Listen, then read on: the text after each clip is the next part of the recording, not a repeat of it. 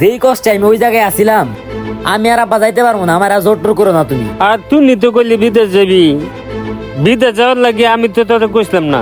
আর একটু ঋণ করে তোর আমি বিদেশ পাঠাইলাম, আর যেটা পাঠাইছস এটা বাড়ি ভাঙছি, বাড়ি ভাঙার পিছিয়ে তো সব শেষ।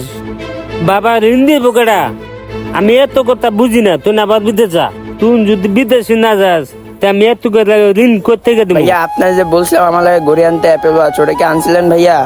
হ ভাই আনছি, দাঁড়া। এই নে তোর ঘড়ি। আরে ভাই আপনারে কইলাম অ্যাপেল ওয়াচ আনতে, এটা কি ঘড়ি আনছেন ভাই?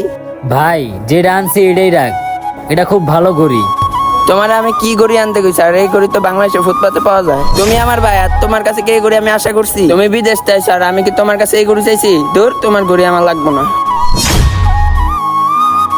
কি রে বাবা,